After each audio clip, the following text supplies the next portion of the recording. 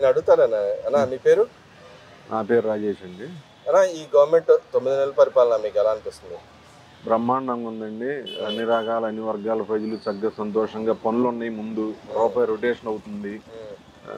రూపాయి రొటేషన్ అవ్వడంతో ఎవరి పని వాళ్ళు చేసుకుని చక్కగా ఇదవుతున్నారు. హ్మ్. ఇచ్చే 5,000, 10,000 కోసం ఎదురు చూసుకునే పని లేకుండా హ్మ్. ఎవరికాళ్ళు పని చేసుకోవటం, డబ్బు మార్కెట్‌లో గానీ, ఎక్కడ గానీ హ్మ్. బయట ఇది గానీ రొటేషన్ అవుతుంది. హ్మ్.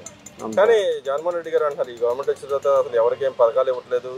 యువతకి అసలు ఉద్యోగ అవకాశాలే లేవు. నేనుండంగా ఉద్యోగాలు దాదాపు 3,00,000 ఉద్యోగాల దాకా ఇచ్చాను. ఈ గవర్నమెంట్ ఏ ఉద్యోగాలు లేవని చెప్తుంది అన్నాడుగా. పథకాలంటారా? ఈయనిచ్చే డబ్బులు 5,000, 2,000, 3,000 కోసం ఎప్పుడు పడతాయని అకౌంట్‌లో చూసుకునే ఇది అసలు ఎవరికీ ఇది లేదండి. హ్మ్. ఎవరికాళ్ళు ఏదైనా పని చేసుకుంటే శుభ్రంగా ఓ రూపాయి ఎక్కువొస్తున్నాయి. హ్మ్. ఆ వార కలుస్తుంది. అందరూ సంతోషంగా ఉన్నారు. హ్మ్. ఎయ్యాల్సిన డబ్బులు ఏమన్నా పథకాల రూపంలో ఏమన్నా అందించాల్సినయి అత్యవసరమైనయి అందిస్తానే ఉన్నారు. హ్మ్.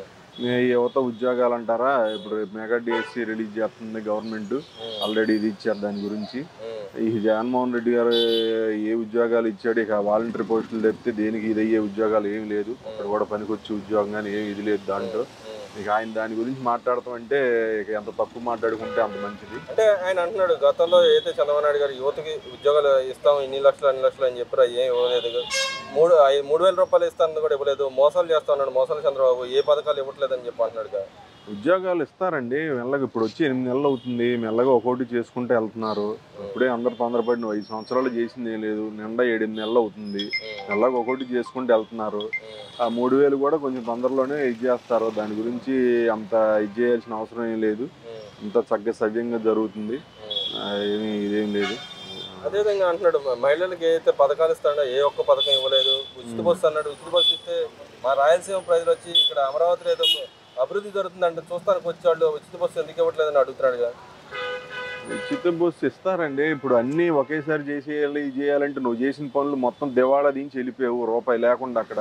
ఉమ్, అవన్నీ సరిదిద్దుకుని చక్కబెట్టుకుని మొత్తం ఒకటి కూడబెట్టుకుని చేయాలి కదండి. ఉమ్, నువ్వు రాగానే వచ్చి అన్నీ ఇది చేయడానికి ఇక్కడ ఏం లేవు కదా. ఉమ్, అన్నీ ఒక్కొక్కటి సరి చేసుకుని ఇస్తున్నారు. ఉమ్. అదండి సంగతి. అంటే మీరు నేను చేసిన 11,00,000 కోట్లు అప్పు అని చెప్పి అన్నారు. కానీ ఇక్కడ చూస్తే 6,00,000 కోట్లు అని మీరే చెబుతున్నారు. మీరు ఇంకా తెస్తా ఉన్నారు. ఇన్ని కోట్లు ఎందుకు తెస్తానని అడుగుతున్నాడుగా. తీసుకొచ్చినా కట్టే పరిస్థితి ఉందండి. ఇప్పుడు డబ్బులు సంపద సృష్టిస్తారు, కడతారు. నువ్వేముంది అకౌంట్లో 2,000, 3,000 వేసినట్టు వేయటమే కానీ దానికి వెనకొచ్చేది ఇదేం లేదు కదా. మార్కెట్లో రూపాయి చెప్తున్నారు, రొటేషన్ అవుతుంది, ఇది జరుగుతుంది.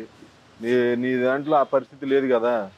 అది వాళ్ళే ఇప్పుడు తీసినా కానీ కట్టే సమర్థత ఆయనకు ఉంది బాబు గారికి. నీకు అది లేదు కదా. అది అదేవిధంగా రాష్ట్రంలో ఏదైతే మాజీ ఎమ్మెల్యేల మీద అక్రమ కేసులు పెడుతున్నారు, మా మీద అక్రమంగా దాడులు చేస్తారని చెప్పండి. నిజంగానే అక్రమ అసలు దాడులు నువ్వు చేసిన వాటితో పోల్చుకుంటే ఇది పెద్ద లెక్కే కాదు. అసలు నువ్వు చేసిన అరాచకం దీని ముందు ఇది పెద్ద విషయమే కాదు చెప్పాలంటే. అన్ని రకాల పనులు చేసి వాటి గురించి నువ్వు అసలు చెప్పే అర్హత కూడా లేదు ఆయన గారికి.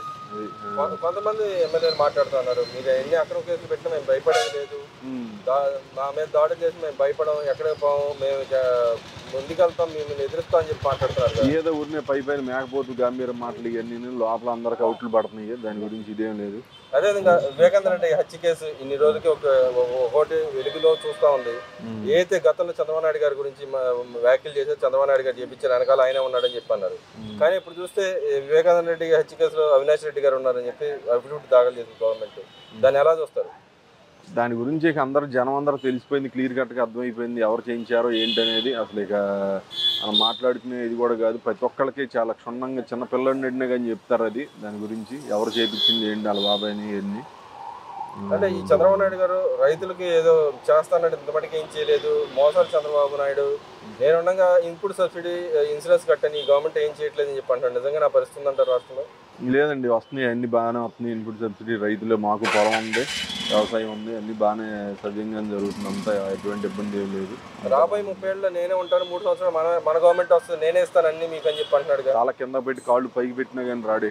ఇక అసలు ఆ పేరు మర్చిపోవడం ఇక అంతేనంటారు. అంతే. అదేవిధంగా ఇంకో రూమర్ కూడా వినపడుతుంది అండ్ కర్ణాటకలో అక్కడ ఉన్న ఎమ్మెల్యేతో ఎంపీతో మాట్లాడుకొని కాంగ్రెస్ పార్టీ విలీనం చేయడానికి చూస్తున్నాడని చెప్పి రూమర్ వినపడుతుంది. ఎంత మాత్రం నిజం? దీనికంటే కాంగ్రెస్ పార్టీ 100 రెట్లు బెటరు.